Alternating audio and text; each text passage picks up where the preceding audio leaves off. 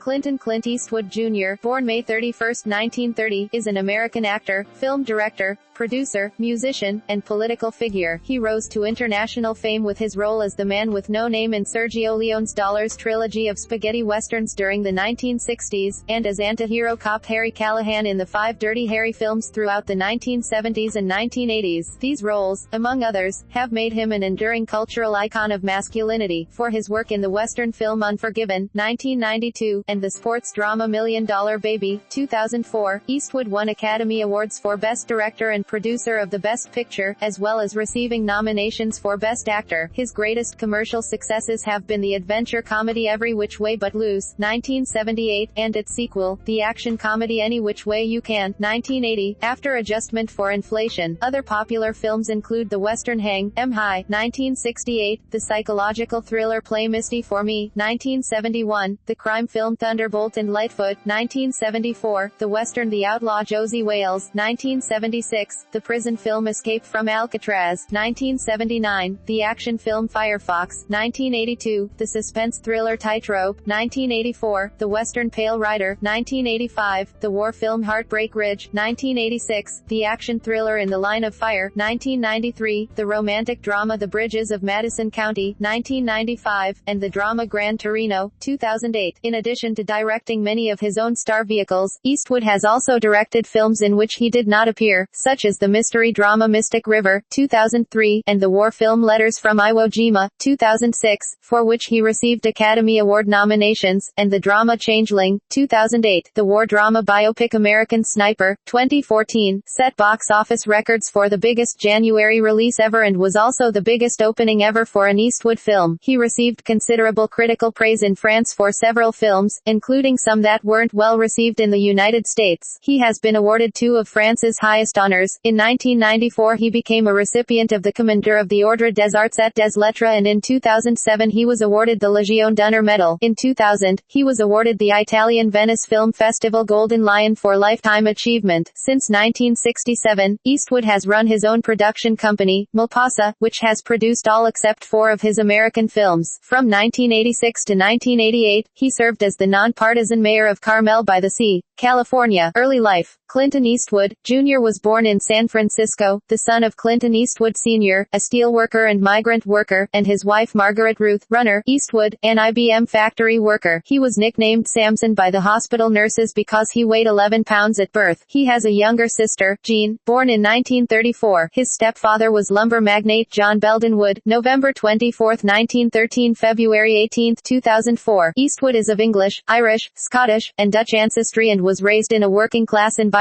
Eastwood is descended from Mayflower passenger William Bradford, and through this line is the 12th generation of his family born in North America and the 13th generation to live in North America. His family moved often as his father worked at jobs along the West Coast. They finally settled in Piedmont, California, where Eastwood attended Piedmont Junior High School. Shortly before he was to enter Piedmont High School, he rode his bike on the school's sports field and tore up the wet turf. This resulted in his being asked not to enroll. Instead, he attended Oakland Technical High School, where the drama teachers encouraged him to take part in school plays. However, Eastwood was not interested. He worked at a number of jobs, including lifeguard, paper carrier, grocery clerk, forest firefighter, and golf caddy. In 1951, Eastwood enrolled at Seattle University but was then drafted into the United States Army and assigned to Fort Ord in California, where he was appointed as a lifeguard and swimming instructor. While returning from a weekend visit to his parents in Seattle, Washington, he was a passenger on a Douglas AD bomber that ran out of fuel and crashed into the ocean near Point Reyes. Escaping from the sinking aircraft, he and the pilot swam 3 miles to safety. Career. Early work. Eastwood's acting debut was an uncredited bit part as a laboratory assistant in the 1955 film Revenge of the Creature. Over the next 3 years, he had uncredited bit parts in several other films including Lady Godiva of Coventry, Never Say Goodbye and Escapade in Japan, as well as a small speaking role in Francis in the Navy. In 1959, he made a guest appearance on Maverick, opposite James Garner, as a cowardly villain intent on marrying a rich girl for money. Eastwood had a small part as an aviator in the French picture Lafayette Escadrille and took on a featured role as an ex-Confederate renegade in Ambush at Cimarron Pass, a film that Eastwood viewed as disastrous and the lowest point of his career. According to the CBS press release for Rawhide, Universal Studios, then known as Universal International, was shooting in Fort Ord when an assistant noticed Eastwood and arranged for him to meet the series director. According to biographer Richard Schickel, a man named Chuck Hill was instrumental in securing employment for Eastwood at Universal. Hill, who had contacts in Hollywood, managed to sneak Eastwood into one of Universal's studios, where he showed him to cameraman Irving Glassberg. Glassberg arranged for Eastwood to have an audition with Arthur Lubin who, although impressed with Eastwood's appearance and 6-foot frame, initially questioned his acting skills, remarking, "He was quite amateurish. He didn't know which way to turn or which way to go or do anything." Lubin suggested Eastwood attend drama classes, and arranged for his initial contract in April 1954 at $100 per week. After signing, Eastwood was criticized for his stiff manner, his squint, and for hissing his lines through his teeth, a feature that would become a lifelong trademark. He finally received his break in the role of Rowdy Yates for the CBS hour-long Western series Rawhide in the summer of 1958, although he was not especially happy with his role. Eastwood, then 28, felt his character Rowdy was too young and cloddish for him to feel comfortable with the part. Rawhide premiered in January 1959 and after its release took only 3 weeks to reach the top 20 in the TV ratings. Although the series never won an Emmy, it was a considerable success for several years, reaching its peak at number 6 in the ratings between October 1960 and April 1961. The Rawhide years, 1959 to 65, were some of the most grueling of Eastwood's career. He often filmed for 6 days a week at an average of 12 hours a day, yet some directors still criticized him for not working hard enough. By late 1963 Rawhide's popularity had declined. Lacking freshness in the scripts, it was cancelled in the middle of the 1965-66 television season. Eastwood made his first attempt at directing when he filmed several trailers for the show, although he was unable to convince producers to let him direct an episode. In the show's first season Eastwood earned $750 an episode. At the time of Rawhide's cancellation, he received $119,000 an episode as severance pay. 1960s. In late 1963, Eastwood's co-star on Rawhide, Eric Fleming, rejected an offer to star in an Italian-made western called A Fistful of Dollars, to be directed in a remote region of Spain by the then relatively unknown Sergio Leone. Knowing that he could play a cowboy convincingly, Richard Harrison suggested Eastwood, who in turn saw the film as an opportunity to escape from his Rawhide image. He signed a contract for $15,000 in wages for 11 weeks' work, with a bonus of a Mercedes automobile upon completion. Eastwood later spoke of the transition from a television western to A Fistful of Dollars. "In Rawhide I did get awfully tired of playing the conventional white hat, the hero who kisses old ladies and dogs and was kind to everybody. I decided it was time to be an anti-hero." Eastwood was instrumental in creating the Man with No Name character's distinctive visual style and, although a non-smoker, Leone insisted Eastwood smoke cigars as an essential ingredient of the mask he was attempting to create for the loner character. A Fistful of Dollars proved a landmark in the development of spaghetti westerns, with Leone depicting a more lawless and desolate world than traditional westerns, and challenging American stereotypes of a western hero with a morally ambiguous anti-hero. The film's success made Eastwood a major star in Italy and he was re-hired to star in For a Few Dollars More. 1965, the second of the trilogy. Through the efforts of screenwriter Luciano Vincenzoni, the rights to For a Few Dollars More and the final film of the trilogy, The Good, the Bad and the Ugly, were sold to United Artists for about $900,000. In January 1966, Eastwood met producer Dino De Laurentiis in New York City and agreed to star in a non-Western 5-part anthology production named La Streg, The Witches, opposite De Laurentiis' wife, actress Silvana Mangano. Eastwood's 19-minute installment took only a few days to shoot, but his performance did not please the critics, one writing that no other performance of his is quite so un-Clint-like. 2 months later Eastwood began work on the third Dollars film, The Good, the Bad and the Ugly, again playing the mysterious man with no name. Lee Van Cleef returned as a ruthless fortune seeker, with Eli Wallach portraying the cunning Mexican bandit Tuco Ramirez. The storyline involved the search for a cache of Confederate gold buried in a cemetery. During the filming of a scene in which a bridge was blown up, Eastwood urged Wallach to retreat to a hilltop. "I know about these things," he said. "Stay as far away from special effects and explosives as you can." Minutes later confusion among the crew over the word via resulted in a premature explosion that could have killed Wallach. "I wanted to play it with an economy of words and create this whole feeling through attitude and movement. It was just the kind of character I had envisioned for a long time. Keep to the mystery and allude to what happened in the past. It came about after the frustration of doing Rawhide for so long. I felt the less he said, the stronger he became and the more he grew in the imagination of the audience. Eastwood, on playing the man with no name character. The Dollars trilogy was not released in the United States until 1967, when A Fistful of Dollars opened in January, followed by For a Few Dollars More in May, and The Good, the Bad and the Ugly on December 29, 1967. All the films were commercially successful, particularly The Good, the Bad and the Ugly, which eventually earned $8 million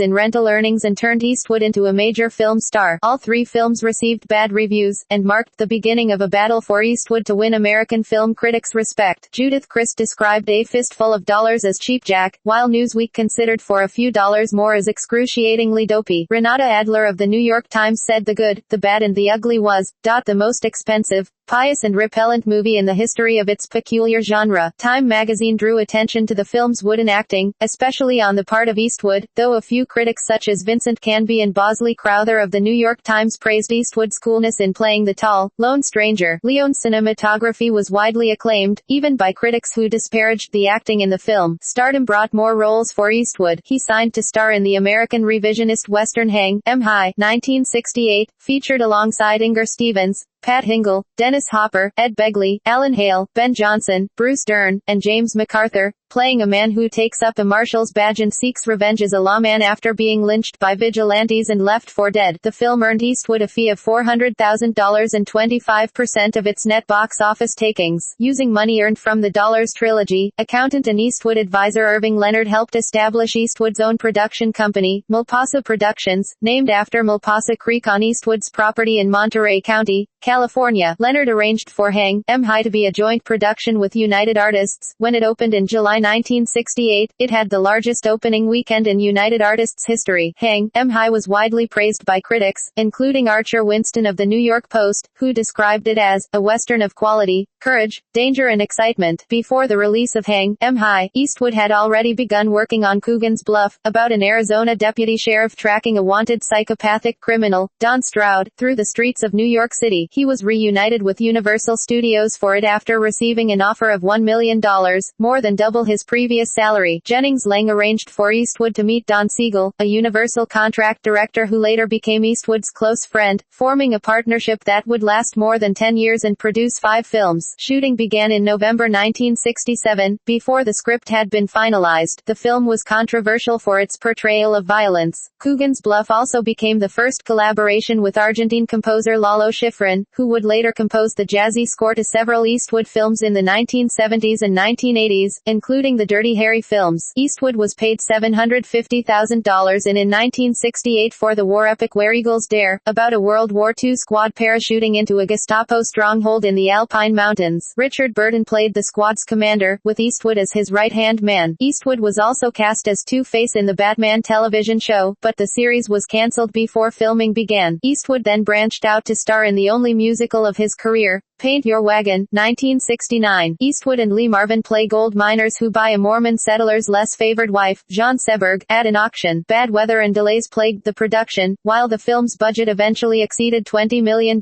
which was extremely expensive for the time. The film was not a critical or commercial success, although it was nominated for a Golden Globe Award for Best Motion Picture, Musical or Comedy. 1970s. In 1970, Eastwood starred with Shirley MacLaine in the western Two Mules for Sister Sarah, directed by Don Siegel. The film follows an American mercenary, who gets mixed up with a prostitute disguised as a nun, and ends up helping a group of Jew Arista rebels during the reign of Emperor Maximilian I of Mexico. Eastwood once again played a mysterious stranger, unshaven, wearing a serape-like vest, and smoking a cigar. Although it received moderate reviews, the film is listed in the New York Times Guide to the Best 1,000 Movies Ever Made. Later the same year, Eastwood starred as one of a group of Americans who steal a fortune in gold from the Nazis, in the World War II film Kelly's Heroes, with Donald Sutherland and Telly Savalas. Kelly's Heroes was the last film Eastwood appeared in that was not produced by his own Mulpasa Productions. Filming commenced in July 1969 on location in Yugoslavia and in London. The film received mostly a positive reception and its anti-war sentiments were recognized. In the winter of 1969-70, Eastwood and Siegel began planning his next film, The Beguiled, a tale of a wounded Union soldier, held captive by the sexually repressed matron, played by Geraldine Page, of a Southern girls' school. Upon release, the film received major recognition in France and is considered one of Eastwood's finest works by the French. However, it grossed less than $1 million and, according to Eastwood and Lang, flopped due to poor publicity and the emasculated role of Eastwood. Eastwood's career reached a turning point in 1971. Before Irving Leonard died, he and Eastwood had discussed the idea of Milpasa producing Play Misty for Me, a film that was to give Eastwood the artistic control he desired, and his debut as a director. The script was about a jazz disc jockey named Dave Eastwood, who has a casual affair with Evelyn Jessica Walter, a listener who had been calling the radio station repeatedly at night, asking him to play her favorite song, Errol Garner's Misty. When Dave ends their relationship, the unhinged Evelyn becomes a murderous stalker. Filming commenced in Monterey in September 1970 and included footage of that year's Monterey Jazz Festival. The film was highly acclaimed with critics, such as Jay Cox in Time, Andrew Sarris in The Village Voice, and Archer Winston in the New York Post, all praising the film, as well as Eastwood's directorial skills and performance. Walter was nominated for a Golden Globe Best Actress Award, Drama, for her performance in the film. I know what you're thinking. Did he fire 6 shots or only 5? Well, to tell you the truth, in all this excitement, I've kinda lost track myself. But, being as this is a .44 Magnum, the most powerful handgun in the world and would blow your head clean off, you've got to ask yourself one question: do I feel lucky? Well, do you? Punk. Eastwood, in Dirty Harry. Dirty Harry, 1971, written by Harry and Rita Fink, centers on a hard-edged New York City, later changed to San Francisco, police inspector named Harry Callahan who is determined to stop a psychotic killer by any means. Dirty Harry has been described as being arguably Eastwood's most memorable character, and the film has been credited with inventing the loose cannon cop genre. Author Eric Lichtenfeld argues that Eastwood's role as Dirty Harry established the first true archetype of the action film genre. His lines, quoted right, are regarded by firearms historians, such as Gary James and Richard Venelaw, as the force that catapulted the ownership of .44 Magnum revolvers to new heights in the United States, specifically the Smith & Wesson Model 29 carried by Harry Callahan. Dirty Harry achieved huge success after its release in December 1971, earning $22 million in the United States and Canada alone. It was Siegel's highest-grossing film and the start of a series of films featuring the character Harry Callahan. Although a number of critics praised Eastwood's performance as Dirty Harry, such as Jay Cox of Time magazine, who described him as giving his best performance so far, tense, tough, full of implicit identification with his character. The film was also widely criticized as being fascistic. Following Sean Connery's announcement that he would not play James Bond again, Eastwood was offered the role but turned it down because he believed the character should be played by an English actor. He next starred in the loner western Joe Kidd, 1972, based on a character inspired by Riz Lopez de Harina, who stormed a courthouse in Tierra Amarilla, New Mexico in June 1967. During filming, Eastwood suffered symptoms of a bronchial infection and several panic attacks. Joe Kidd received a mixed reception, with Roger Greenspun of the New York Times writing that it was unremarkable, with foolish symbolism and sloppy editing, although he praised Eastwood's performance. In 1973, Eastwood directed his first Western, High Plains Drifter, in which he also starred. The film had a moral and supernatural theme, later emulated in Pale Rider. The plot follows a mysterious stranger, Eastwood, who arrives in a brooding western town where the people hire him to protect them against 3 soon-to-be-released felons. There remains confusion during the film as to whether the stranger is the brother of the deputy, whom the felons lynched and murdered, or his ghost. Holes in the plot were filled with black humor and allegory, influenced by Leone. The revisionist film received a mixed reception, but was a major box office success. A number of critics thought Eastwood's directing was as derivative as it was expressive, with Arthur Knight of the Saturday Review remarking that Eastwood had absorbed the approaches of Siegel and Leone and fused them with his own paranoid vision of society. John Wayne, who had declined a role in the film, sent a letter to Eastwood soon after the film's release in which he complained that the townspeople did not represent the true spirit of the American pioneer, the spirit that made America great. Eastwood next turned his attention towards Breezy, 1973, a film about love blossoming between a middle-aged man and a teenage girl. During casting for the film, Eastwood met Sandra Locke for the first time, an actress who would play major roles in 6 of his films over the next 10 years and would become an important important figure in his life. Lenz got the part of Breezy because Locke, at age 29, was considered too old. The film, shot very quickly and efficiently by Eastwood and Frank Stanley, came in $1 million under budget and was finished 3 days ahead of schedule. Breezy was not a major critical or commercial success and it was only made available on video in 1998. Once filming of Breezy had finished, Warner's announced that Eastwood had agreed to reprise his role as Callahan in Magnum Force, 1973, a sequel to Dirty Harry, about a group of rogue young officers, among them David Soul, Robert Urich and Tim Matheson, in the San Francisco Police Department who systematically exterminate the city's worst criminals. Although the film was a major success after release, grossing $58.1 million in the United States, a record for Eastwood, it was not a critical success. The New York Times critic Nora Sayer panned the often contradictory moral themes of the film, while the paper's Frank Rich called it the same old stuff. In 1974, Eastwood teamed up with Jeff Bridges and George Kennedy in the buddy action caper Thunderbolt and Lightfoot, a road movie about a veteran bank robber Thunderbolt, Eastwood, and a young con man drifter, Lightfoot, Bridges. On its release, in spring 1974, the film was praised for its offbeat comedy mixed with high suspense and tragedy but was only a modest success at the box office, earning $32.4 million.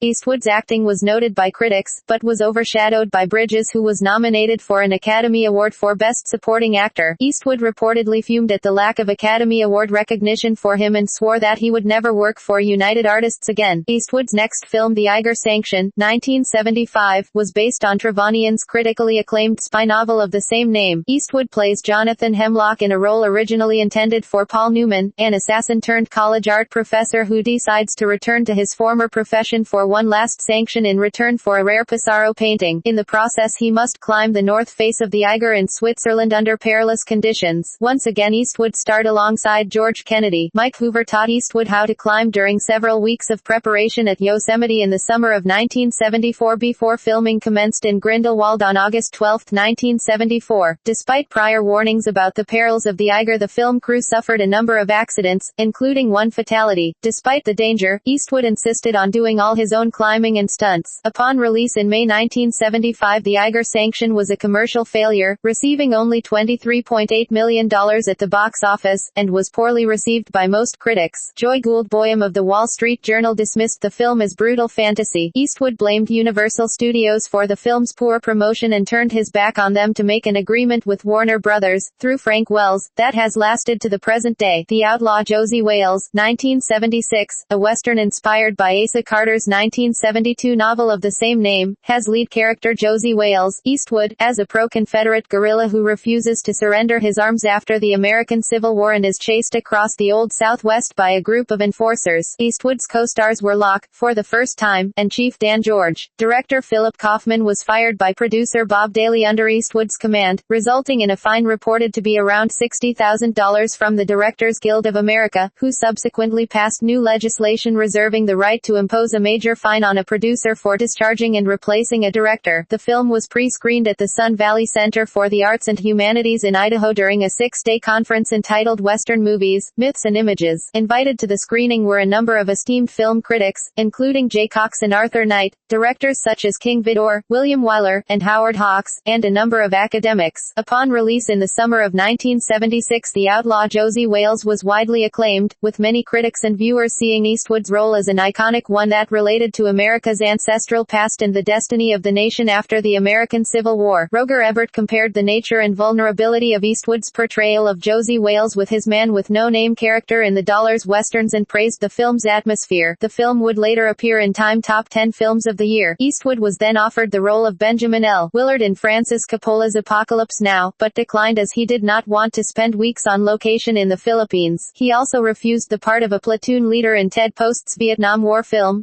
Go Tell the Spartans, and instead decided to make a third Dirty Harry film, The Enforcer. The film had Callahan partnered with a new female officer, Tyne Daly, to face a San Francisco Bay Area group resembling the Symbionese Liberation Army. The film, culminating in a shootout on Alcatraz Island, was considerably shorter than the previous Dirty Harry films at 95 minutes, but was a major commercial success, grossing $100 million worldwide to become Eastwood's highest-grossing film to date. In 1977, he directed and starred in The Gauntlet opposite opposite Locke, Pat Hingle, William Prince, Bill McKinney, and Mara Corday. Eastwood portrays a down-and-out cop assigned to escort a prostitute from Las Vegas to Phoenix to testify against the mafia. Although a moderate hit with the viewing public, critics had mixed feelings about the film, with many believing it was overly violent. Ebert, in contrast, gave the film 3 stars and called it classic Clint Eastwood, fast, furious, and funny. The following year, he starred in Every Which Way But Loose in an uncharacteristic offbeat comedy role. He played Philo Beddoe, a trucker and brawler who roams the American West searching for a lost love, Locke, accompanied by his brother, played by Jeffrey Lewis, and an orangutan called Clyde. The film proved surprisingly successful upon its release and became Eastwood's most commercially successful film up to that time. Panned by critics, it ranked high among the box office successes of his career and was the second highest grossing film of 1978. Eastwood starred in Escape from Alcatraz in 1979, the last of his films directed by Siegel. It was based on the true story of Frank Lee Morris who, along with John and Clarence Anglin, escaped from the notorious Alcatraz Federal Penitentiary in 1962. The film was a major success. Stanley Kaufman of The New Republic praised it as crystalline cinema and Frank Rich of Time described it as cool, cinematic grace. 1980s. In 1980, Eastwood directed and played the title role in Bronco Billy alongside Locke, Scatman Crothers, and Sam Bottoms. Eastwood has cited Bronco Billy as being one of the most relaxed shoots of his career, and biographer Richard Schickel has argued that Bronco Billy is Eastwood's most self-referential character. The film was a rare commercial disappointment in Eastwood's career, but was liked by critics. Janet Maslin of the New York Times wrote that film was the best and funniest Clint Eastwood movie in quite a while, and praised Eastwood's directing and the way he intricately juxtaposes the Old West and the New. Later that year, Eastwood starred in Any Which Way You Can, the sequel to Every Which Way But Loose. The film received a number of bad reviews from critics, although Maslin described it as funnier and even better than its predecessor. Released over the Christmas season of 1980, Any Which Way You Can was a major box office success and ranked among the top 5 highest-grossing films of the year. In 1982, Eastwood directed and starred in Honky Tonk Man, based on the eponymous Clancy Carlyle's Depression-era novel. Eastwood portrays a struggling Western singer Red Stovall who suffers from tuberculosis, but has finally been given an opportunity to make it big at the Grand Ole Opry. He is accompanied by his young nephew, played by real-life son Kyle, to Nashville, Tennessee, where he is supposed to record a song. Only Time gave the film a good review in the United States, with most reviewers criticizing its blend of muted humor and tragedy. Nevertheless, the film received critical acclaim in France, where it was compared to John Ford's The Grapes of Wrath, and it has since acquired the very high rating of 93% on Rotten Tomatoes. In the same year, Eastwood directed, produced, and starred in the Cold War-themed Firefox alongside Freddie Jones, David Huffman, Warren Clark and Ronald Lacey. Based on a 1977 novel with the same name written by Craig Thomas, the film was shot before but released after Honky Tonk Man. Russian filming locations were not possible due to the Cold War, and the film had to be shot in Vienna and other locations in Austria to simulate many of the Eurasian story locations. With a production cost of $20 million,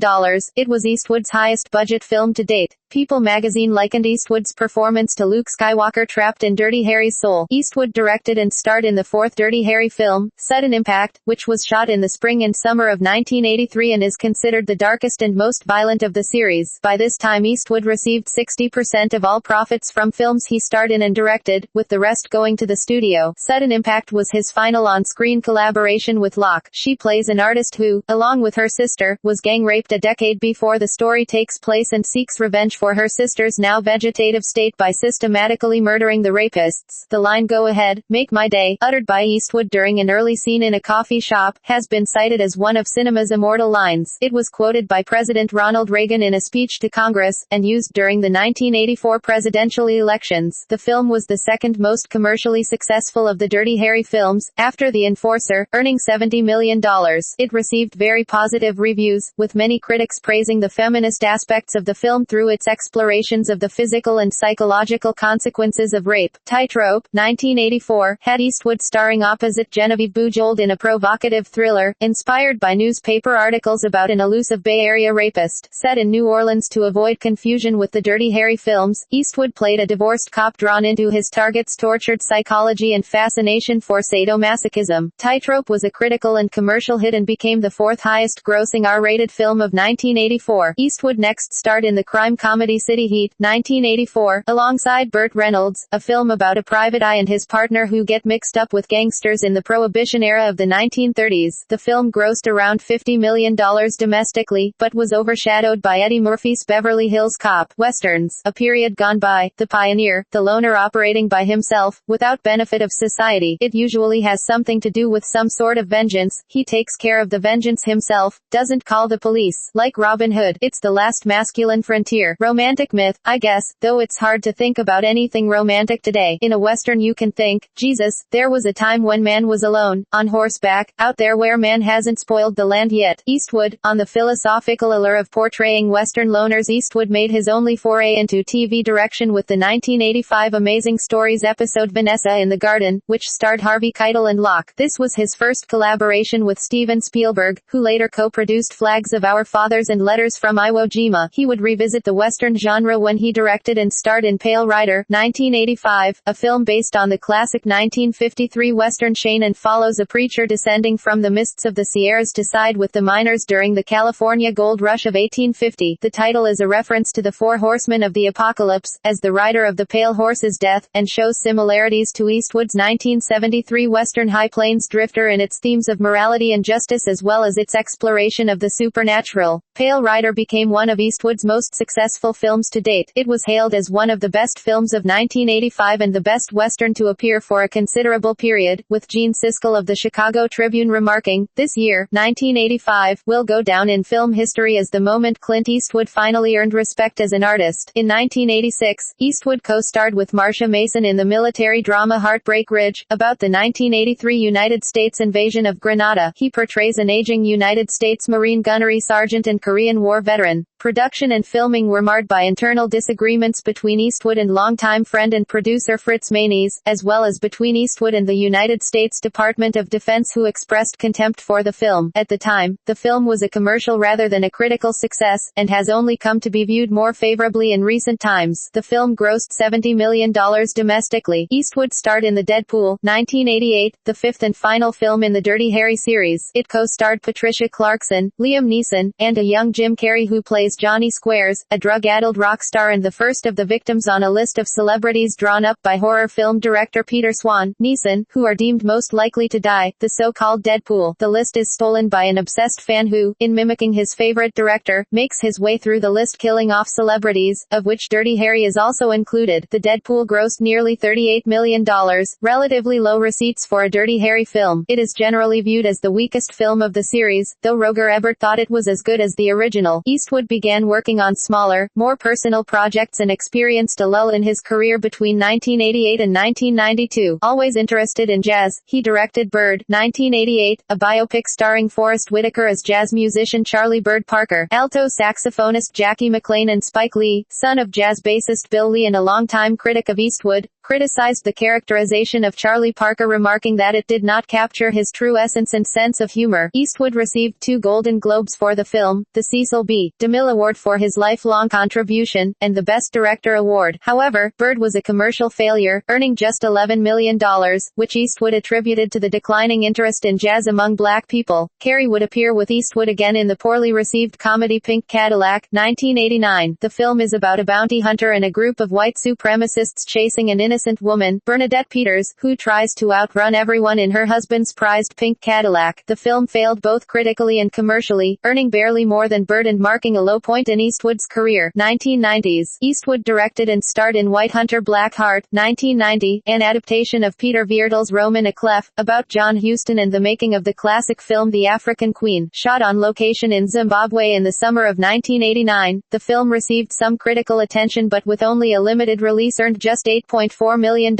Later in 1990, Eastwood directed and co-starred with Charlie Sheen in The Rookie, a buddy cop action film. Critics found the film's plot and characterization unconvincing, but praised its action sequences. An ongoing lawsuit, in response to Eastwood allegedly ramming a woman's car, resulted in no Eastwood films being shown in cinemas in 1991. Eastwood won the suit and agreed to pay the complainant's legal fees if she did not appeal. If possible, he looks even taller, leaner and more mysteriously possessed than he did in Sergio Leone's seminal Fistful of Dollars a quarter of a century ago. The years haven't softened him. They have given him the presence of some fierce force of nature, which may be why the landscapes of the mythic, late late 19th century West become him, never more so than in his new Unforgiven. This is his richest, most satisfying performance since the underrated, politically lunatic Heartbreak Ridge. There's no one like him. Vincent Canby of the New York Times, on Eastwood's performance in Unforgiven in 1992, Eastwood revisited the Western genre in the self-directed film Unforgiven, in which he played an aging ex-gunfighter long past his prime. Scripts existed for the film as early as 1976 under titles such as The Cut Whore Killings and The William Money Killings, but Eastwood delayed the project because he wanted to wait until he was old enough to play his character and to savor it as the last of his Western films. Unforgiven was a major commercial and critical success. Jack Matthews of the Los Angeles Times described it as the finest classical Western to come along since perhaps John Ford's 1956 The Searchers. The film was nominated for 9 Academy Awards, including Best Actor for Eastwood and Best Original Screenplay for David Webb Peoples, and won 4, including Best Picture and Best Director for Eastwood. In June 2008, Unforgiven was ranked as the 4th best American Western, behind Shane, High Noon, and The Searchers, in the American Film Institute's AFI's 10 Top 10 list. Eastwood played Frank Horrigan in the Secret Service thriller In the Line of Fire, 1993, directed by Wolfgang Peterson and co-starring John Malkovich and Rene Russo. Horrigan is a guilt-ridden Secret Service agent haunted by his failure to save John F. Kennedy's life. The film was among the top 10 box office performers in that year, earning $102 million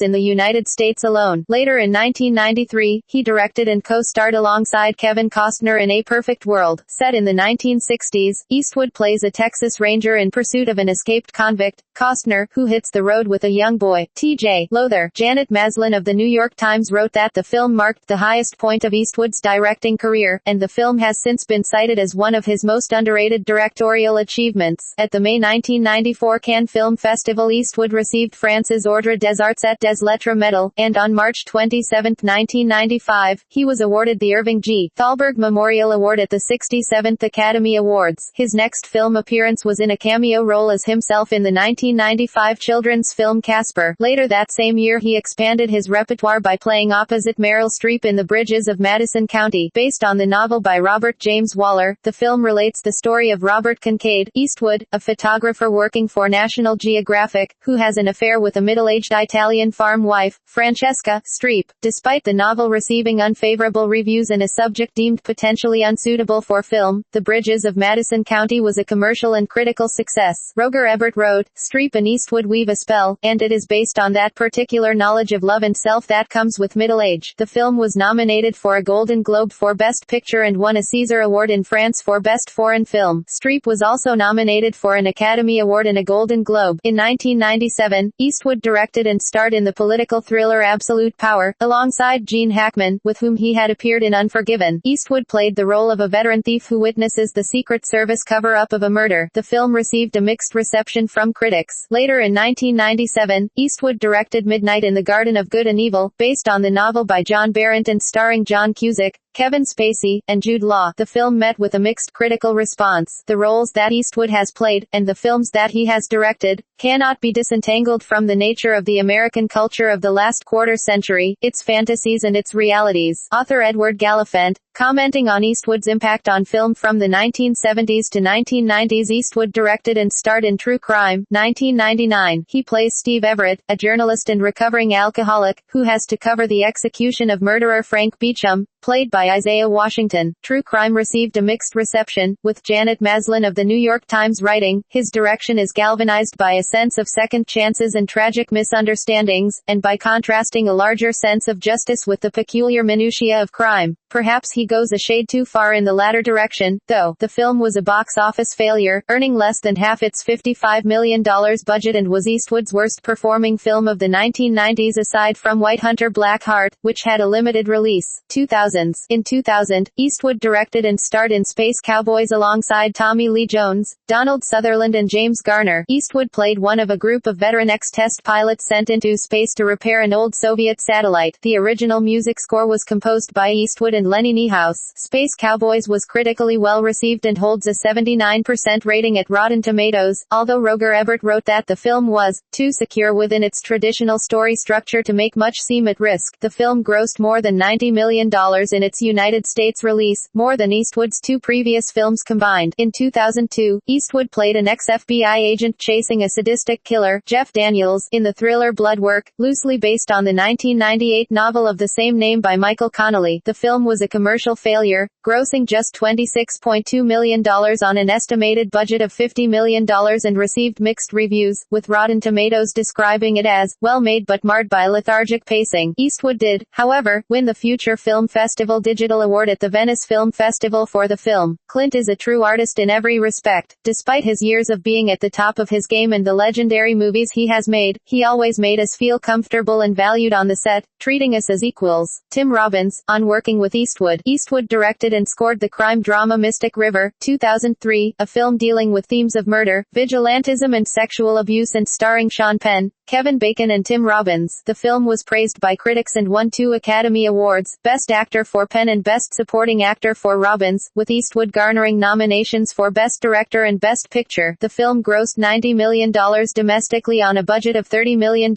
In 2003, Eastwood was named Best Director of the Year by the National Society of Film Critics. The following year, Eastwood found further critical and commercial success when he directed, produced, scored and starred in the boxing drama $1 Million Baby, playing a cantankerous trainer who forms a bond with a female boxer, Hilary Swank, whom he is persuaded to train by his longtime friend and employee, Morgan Freeman. The film won 4 Academy Awards for Best Picture, Best Director, Best Actress, Swank, and Best Supporting Actor, Freeman. At age 74, Eastwood became the oldest of 18 directors to have directed 2 or more Best Picture winners. He also received a nomination for Best Actor, as well as a Grammy nomination for his score, and won a Golden Globe for Best Director, which was presented to him by daughter Catherine, who was Miss Golden Globe at the 2005 ceremony. A.O. Scott of the New York Times lauded the film as a masterpiece and the best film of the year. In 2006, Eastwood directed 2 films about World War II's Battle of Iwo Jima. The first, Flags of Our Fathers, focused on the men who raised the American flag on top of Mount Suribachi and featured the film debut of Eastwood's son Scott. This was followed by Letters from Iwo Jima, which dealt with the tactics of the Japanese soldiers on the island and the letters they wrote home to family members. Letters from Iwo Jima was the first American film to depict a war issue completely from the view of an American enemy. Both films received praise from critics and garnered several nominations at the 79th Academy Awards, including Best Director, Best Picture, and Best Original Screenplay for Letters from Iwo Jima. At the 64th Golden Globe Awards, Eastwood received nominations for Best Director in both films. Letters from Iwo Jima won the award for Best Foreign Language Film. Eastwood next directed Changeling, 2008, based on a true story set in the late 1920s. Angelina Jolie stars as a woman reunited with her missing son only to realize he is an imposter. After its release at several film festivals, the film grossed over $110 million, the majority of which came from foreign markets. The film was highly acclaimed, with Damon Wise of Empire describing Changeling as flawless. Todd McCarthy of Variety described it as emotionally powerful and stylistically sure-handed, and that the film's characters and social commentary were brought into the story with an almost breathtaking deliberation. For the film, Eastwood received nominations for Best Original Score at the 66th Golden Globe Awards, Best Direction at the 62nd British Academy Film Awards, and Director of the Year from the London Film Critics Circle. Eastwood ended a 4-year self-imposed acting hiatus by appearing in Gran Torino, which he also directed, produced and partly scored with his son Kyle and Jamie Cullum. Biographer Mark Elliott called Eastwood's role an amalgam of The Man with No Name, Dirty Harry, and William Money, here-aged and cynical but willing and able to fight on whenever the need arose. Gran Torino grossed almost $30 million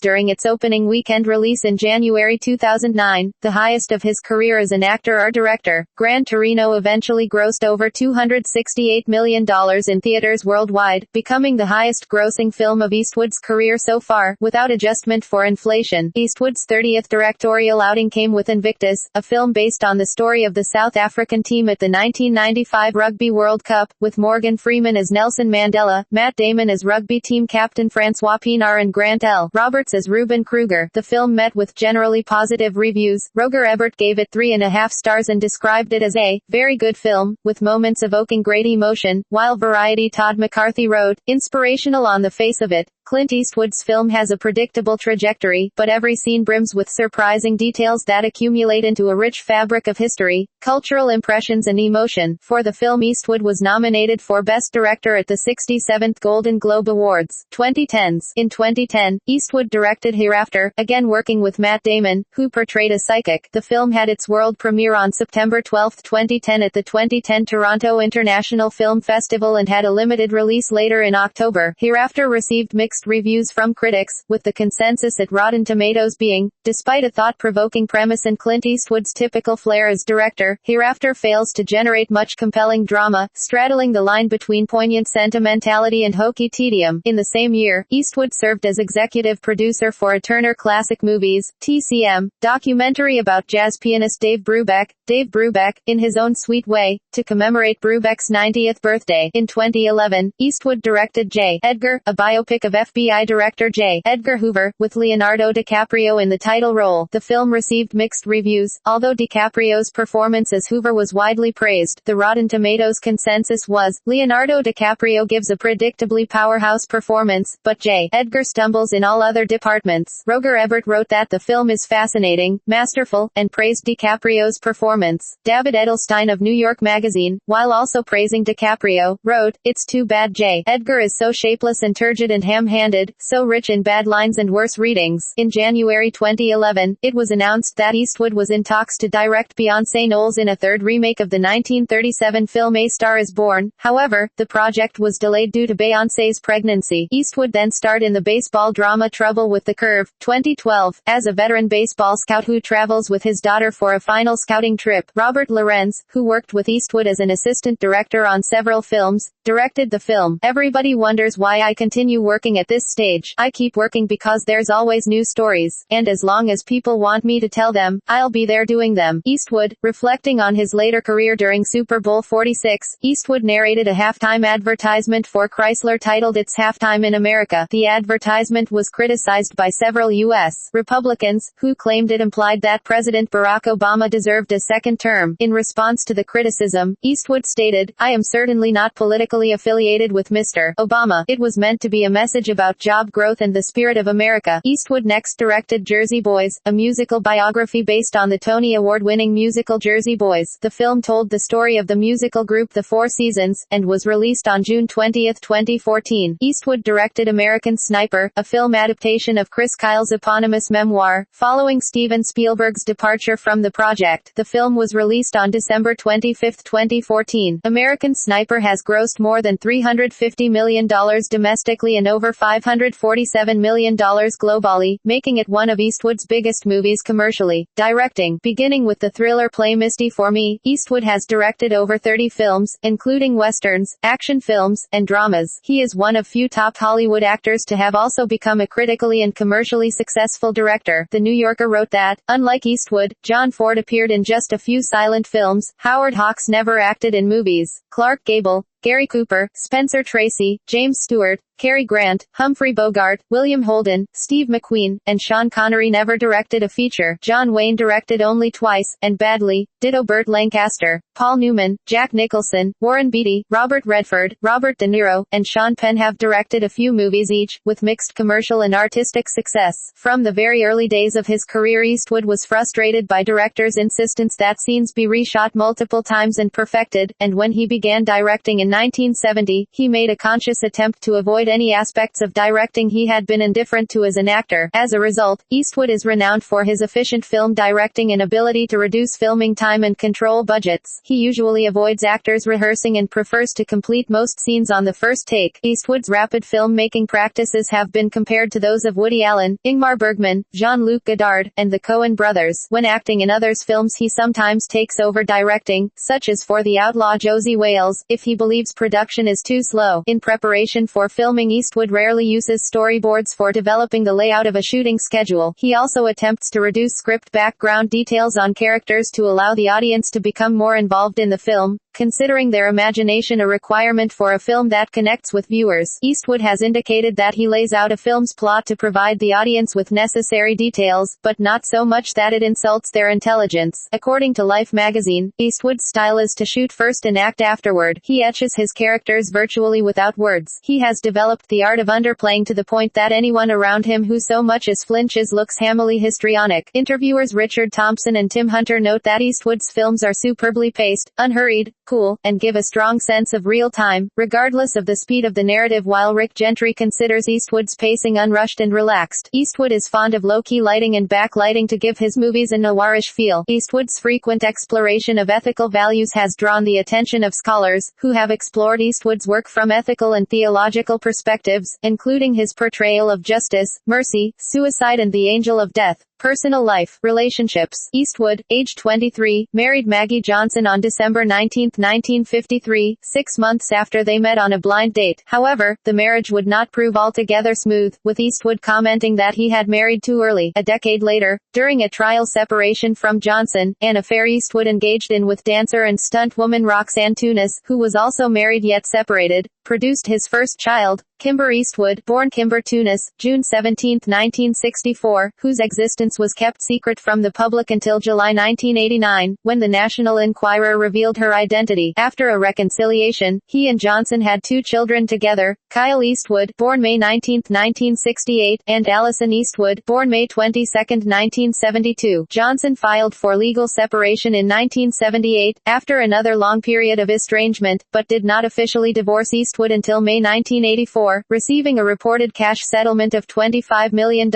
Eastwood's relationship with actress Sandra Locke began in the autumn of 1975 while filming The Outlaw Josie Wales. They lived together, part-time, for nearly 14 years, although Locke remained married to her gay husband, Gordon Anderson. Eastwood befriended Locke's husband and purchased a house on Crescent Heights Boulevard in West Hollywood for Anderson and his male companion. In the late 1970s, Locke underwent 2 abortions and a tubal ligation, later stating it was a mutual decision to have the procedures. Eastwood and Locke went on to star in 5 more films together: The Gauntlet, Every Which Way But Loose, Bronco Billy, Any Which Way You Can, and Sudden Impact. By the late 80s, their relationship was on the decline. When Eastwood learned that Locke was attempting to evict his live-in, college-aged son, Kyle, and was discussing a palimony suit with a divorce lawyer, he tried to end the relationship, asking Locke to vacate his home on April 3, 1989. She stalled, so on April 10, 1989, while Locke was away directing the film Impulse, Eastwood had the locks changed on their Bel Air home and ordered her possessions boxed and put in storage. Locke filed a palimony suit against Eastwood, and later sued him a second time for fraud, alleging that a directing pact he set up for her at Warner Brothers in exchange for dropping the first lawsuit was a sham. In 1996, minutes before a jury was to render a verdict in Locke's favor, Eastwood agreed to settle for an undisclosed amount. During the last 3 years of his increasingly distant relationship with Locke, Eastwood quietly fathered 2 children with flight attendant Jocelyn Reeves, a son Scott Eastwood, born Scott Reeves, March 21,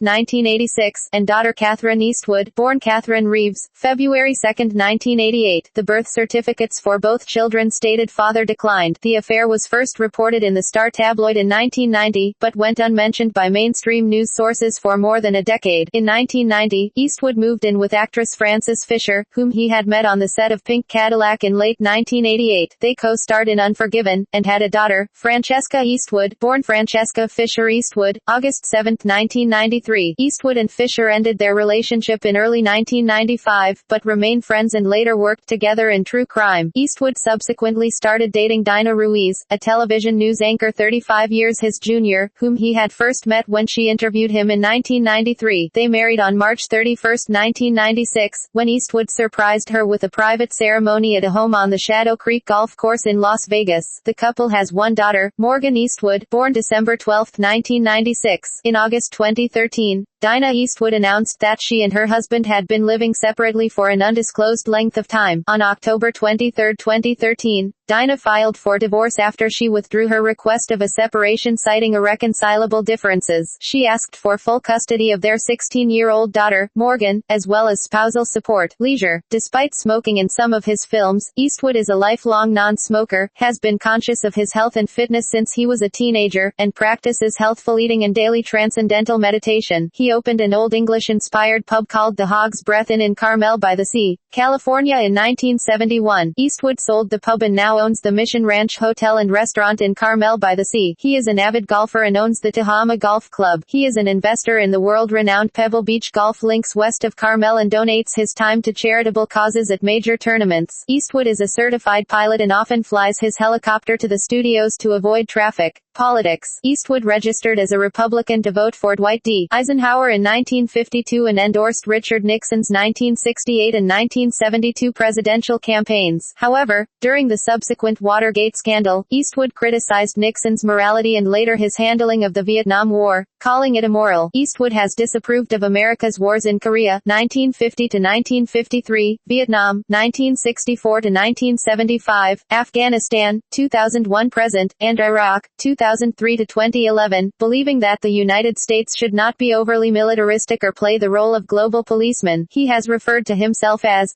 too individualistic to be either right-wing or left-wing, describing himself in 1974 as a political nothing and a moderate and in 1997 as a libertarian. I don't see myself as conservative, Eastwood has stated, while noting in the same breath that he isn't ultra-leftist, either. At times, he has supported Democrats in California, including Senator Dianne Feinstein in 1994, liberal United States House of Representatives member Sam Farr in 2002, and Governor Gray Davis, whom he voted for in 1998 and 2002 and hosted pricey fundraisers for in 2002 and 2003. A self-professed liberal on civil rights, Eastwood has stated that he is pro-choice on abortion. He has endorsed same-sex marriage and contributed to groups supporting the Equal Rights Amendment for women, which failed to receive ratification in 1982. In 1992, Eastwood acknowledged to writer David Breskin that his political views represented a fusion of Milton Friedman and Noam Chomsky and suggested that they would make for a worthwhile presidential ticket. In 1999, Eastwood stated, "I guess I was a social liberal and fiscal conservative before it became fashionable." 10 years later, in 2009, Eastwood said that he was now a registered libertarian. Despite being heavily associated with firearms in his westerns and cop movies, Eastwood has publicly endorsed gun control since at least 1973. In the April 24, 1973, edition of the Washington Post, the star said, "I'm for gun legislation myself. I don't hunt." 2 years later, in 1975, Eastwood told People magazine that he favors gun control to some degree. About a year later, Eastwood remarked that all guns should be registered. "I don't think legitimate gun owners would mind that kind of legislation. Right now the furor against a gun law is by gun owners who are overreacting. They're worried that all guns are going to be recalled. It's impossible to take guns out of circulation, and that's why firearms should be registered and mail-order delivery of guns halted." In 1993, he noted that he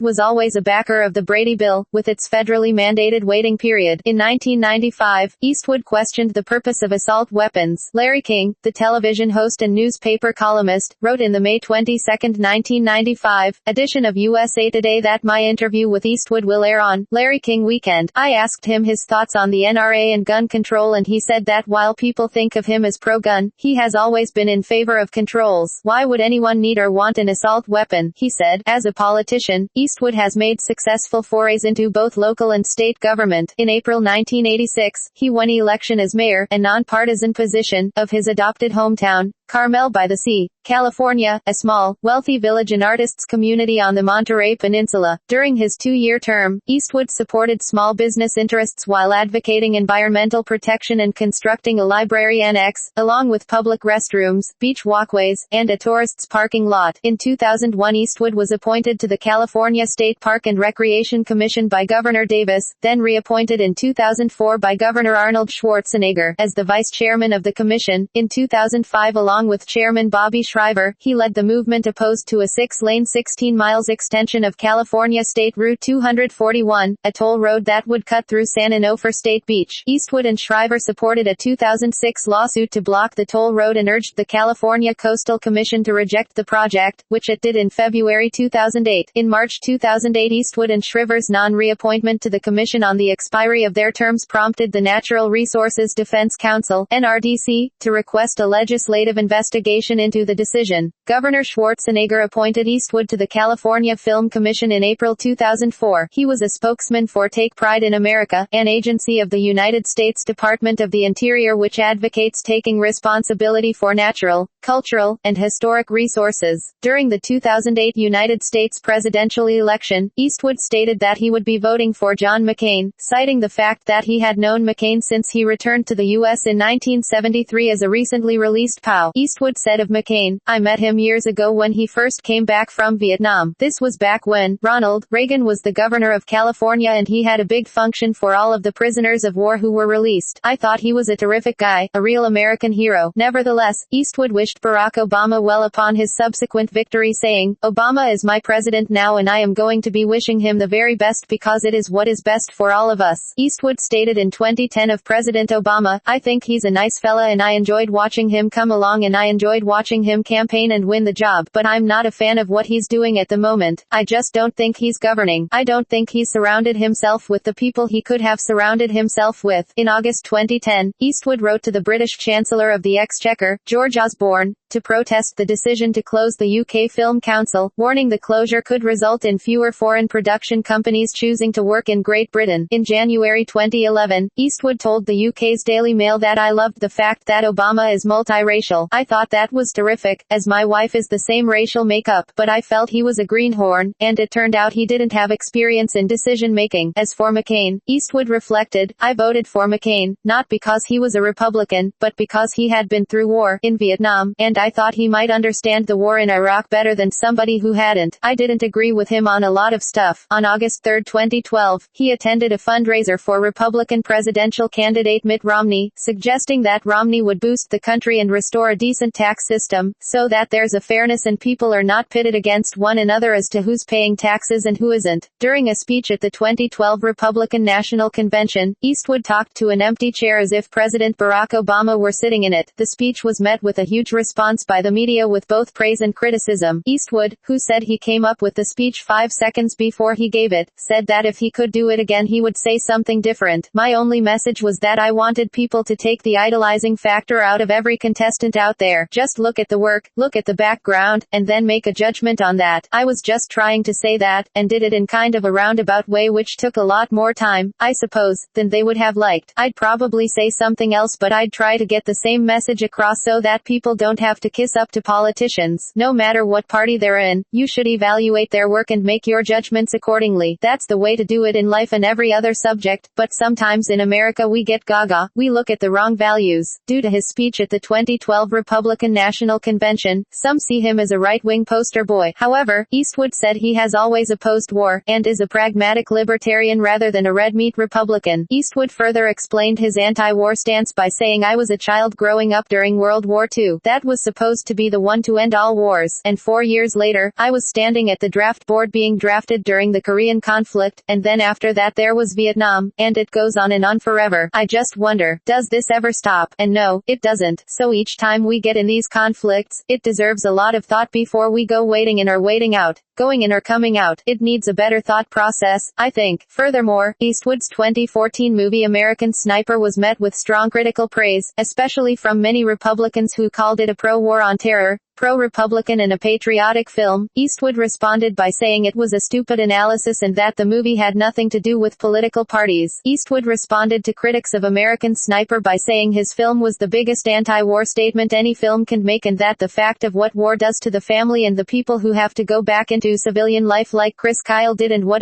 war does to the people left behind. Music. Eastwood favors jazz, especially bebop, blues, classic rhythm and blues, classical, and country and western music. His favorite musicians include saxophonists Charlie Parker and Lester Young, pianists Thelonious Monk, Oscar Peterson, Dave Brubeck, and Fats Waller, and Delta bluesman Robert Johnson. He is also a pianist and composer. Jazz has played an important role in Eastwood's life from a young age and, although he never made it as a professional musician, he passed on the influence to his son Kyle Eastwood, a successful jazz bassist and composer. Eastwood developed as a boogie-woogie pianist early on and had originally intended to pursue a career in music by studying for a music theory degree after graduating from high school. In late 1959 he produced the album Cowboy Favorites, released on the Cameo label. Eastwood has his own Warner Brothers Records distributed imprint Milpasa Records, as part of his deal with Warner Brothers, which has released all of the scores of Eastwood's films from The Bridges of Madison County onward. Eastwood co-wrote Why Should I Care with Linda Thompson and Carol Bearsager, which was recorded by Deanna Krall. Eastwood composed the film scores of Mystic River, $1 Million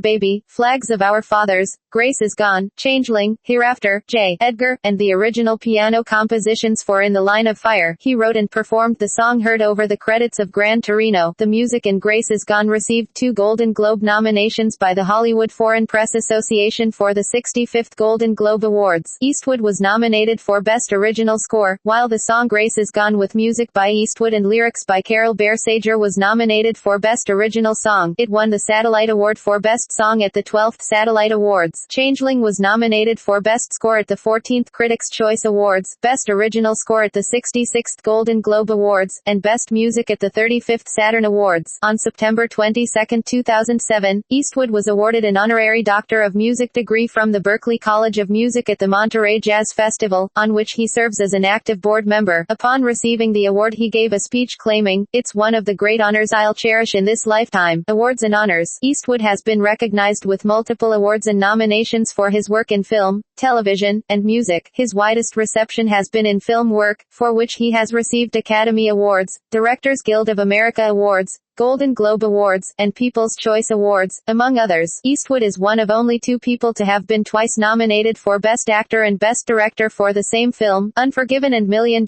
Baby, the other being Warren Beatty, Heaven Can Wait and Reds. Along with Beatty, Robert Redford, Richard Attenborough, Kevin Costner, and Mel Gibson, he is one of the few directors best known as an actor to win an Academy Award for directing. On February 27, 2005, he became one of only 3 living directors, along with Milos Forman and Francis Ford Coppola, to have directed 2 Best Picture winners. Aged 74, he was the oldest to-date recipient of the Academy Award for Best Director. Eastwood has directed 5 actors in Academy Award-winning performances: Gene Hackman in Unforgiven, Tim Robbins and Sean Penn in Mystic River, and Morgan Freeman and Hilary Swank in $1 Million Baby. On August 22, 1984, Eastwood was honored at a ceremony at Grauman's Chinese Theater to record his hand and footprints in cement. Eastwood received the AFI Life Achievement Award in 1996, and received an honorary degree from AFI in 2009. On December 6, 2006, California Governor Arnold Schwarzenegger and First Lady Maria Shriver inducted Eastwood into the California Hall of Fame located at the California Museum for History, Women, and the Arts. In early 2007, Eastwood was presented with the highest civilian distinction in France, Légion d'honneur, at a ceremony in Paris. French President Jacques Chirac told Eastwood that he embodied the best of Hollywood. In October 2009, he was honored by the Lumiere Award, in honor of the Lumiere brothers, inventors of the cinematograph, during the first edition of the Lumiere Film Festival in Lyon, France. This award honors his entire career and his major contribution to the seventh art. In February 2010, Eastwood was recognized by President Barack Obama with an Arts and Humanities Award. Obama described Eastwood's films as essays in individuality, hard truths and the essence of what it means to be American. Eastwood has also been awarded at least 3 honorary degrees from universities and colleges, including an honorary degree from the University of the Pacific in 2006, an honorary Doctor of Humane Letters from the University of Southern California on May 27, 2007, and an honorary Doctor of Music degree from the Berklee College of Music at the Monterey Jazz Festival on September 22, 2007. On July 22, 2009, Eastwood was bestowed by Emperor Akihito of Japan with the Order of the Rising Sun, 3rd class,